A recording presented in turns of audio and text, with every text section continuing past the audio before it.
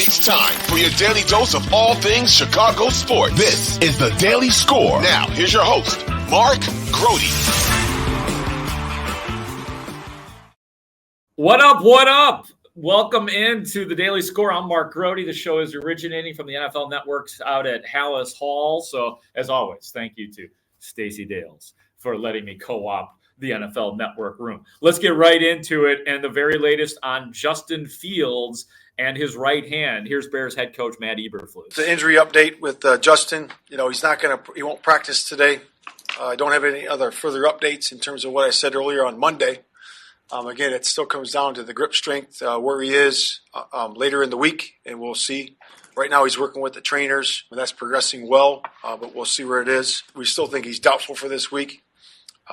Tyson, will be the starter if that is the case, and we're certainly excited about him. To clarify with Justin, is surgery something that's still on the table or being discussed if the grip strength doesn't? Yeah, I believe we'll have some clarity later in the week, hopefully, but we'll see where it is later in the week. But again, nothing's off the table. Nothing is on the table right now. We still got to see where it is. Was it the base of his thumb that was dislocated or the tip? Do you know?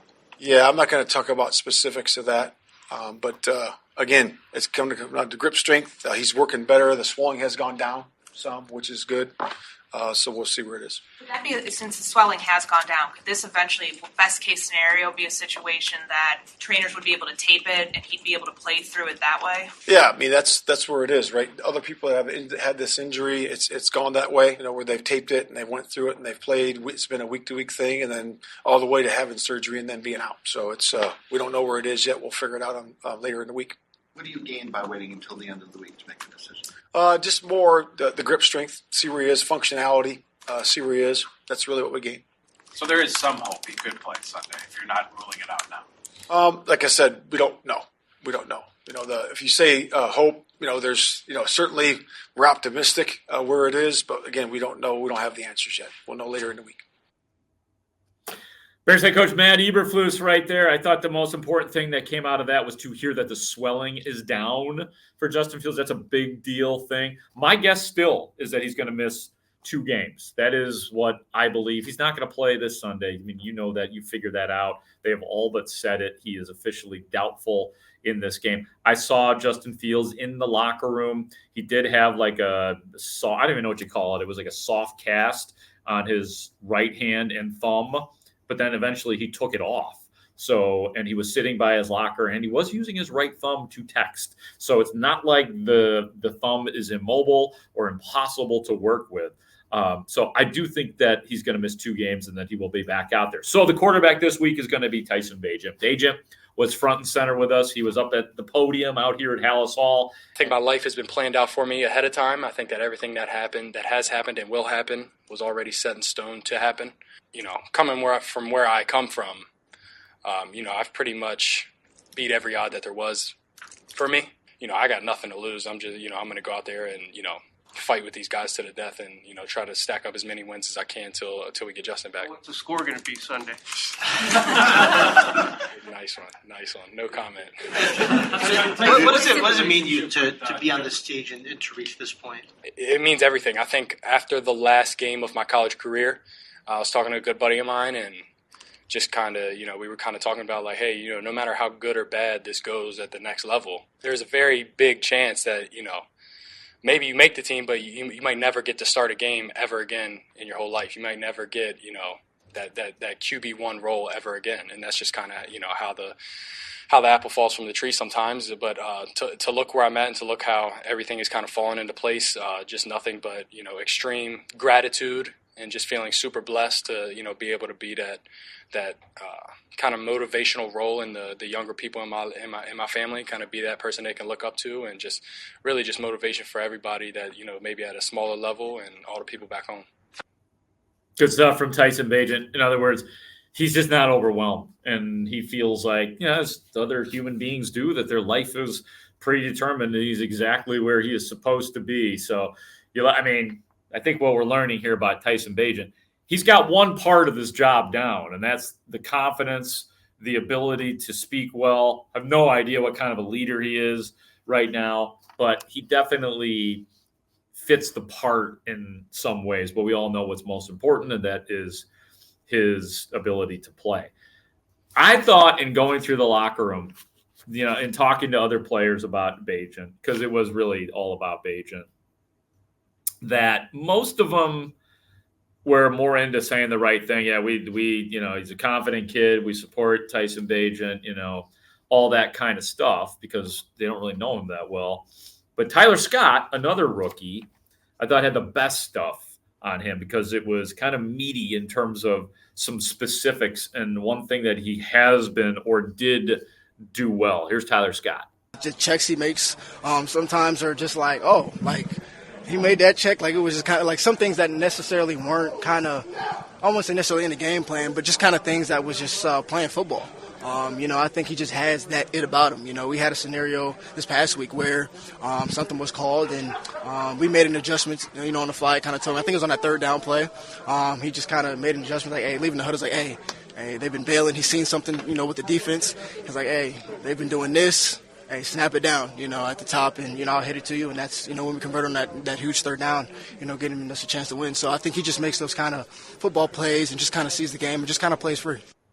I love that. I mean, it's hard for veteran quarterbacks sometimes to make adjustments. So to hear that from Tyler Scott, that Tyson Bagent already has that ability to, change a play or adjust, is pretty exciting. But I don't want to go overboard on anything in terms of how well he's going to play and all that kind of stuff. Let's just wait and see what he does this week coming off the last game.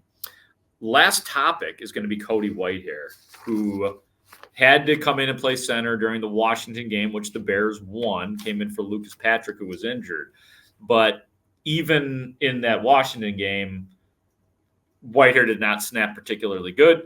You know how poor the snapping was against Minnesota. So that was addressed with Cody Whitehair in the locker room today. And Cody, prior to having to go in to play center because of injury, how much were you practicing snapping the football? Yeah, I was there during training camp, for a majority of the training camp, and I just got to get better at snapping the ball. I take full responsibility for that, and, that has to get done. Would it be fair to say you weren't practicing it as much just in the previous weeks, not just training camp, but over the last previous weeks when you were playing guard and had no plans of coming into place? Yeah, I always try and stay ready, whether that be before and after practice, but just got to keep perfecting the snap and, keep getting better. The Bears were caught a little bit off guard with this, because I did a little digging or listening to the Bears Weekly program, which is on the Bears radio network. It was after the Washington game that we referenced. He's now played, a game and a half at center.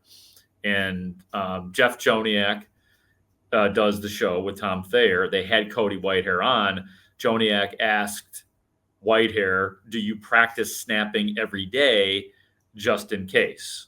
And Whitehair said, quote, the last about 6 weeks, no.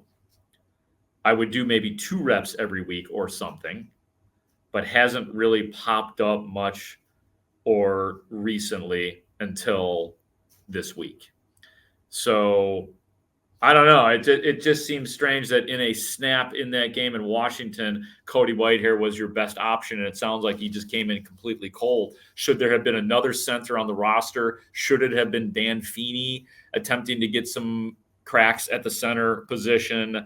It does feel like the Bears were caught a little bit off guard in terms of just thinking that Cody Whitehair would be able to step in. They had to have gone through the scenario of what if Lucas Patrick gets injured? Then what? Apparently their plan was to slide the cold Cody Whitehair in at that position. So I thought that was interesting. And, if that is the case, then the Bears simply were not putting Whitehair in the best position to win the last couple of weeks for sure. And I know he practiced snapping all week before the Minnesota game, and that's when he just had a festival of errors on the shotgun. But again, Cody needs to be better, but I just don't know that the Bears put him in the best position to succeed or to win in this particular case. A few other notes here before we get out of here for the day. Nate Davis is not practicing because of the high ankle sprain. The point of that is, because you knew that, the point of that is that Eberflus says they have not yet settled on a combination for the offensive line yet for this Sunday. That will be interesting, and I will be tracking throughout the week. Roschon Johnson remains in concussion protocol, still could return, while Travis Homer is back, another Bears depth piece at running back. They need as many as they can get at this point. Darnell Wright, the right tackle, popped up on the injury report with a shoulder injury, limited. Yannick Ngakoue, limited because of a back injury.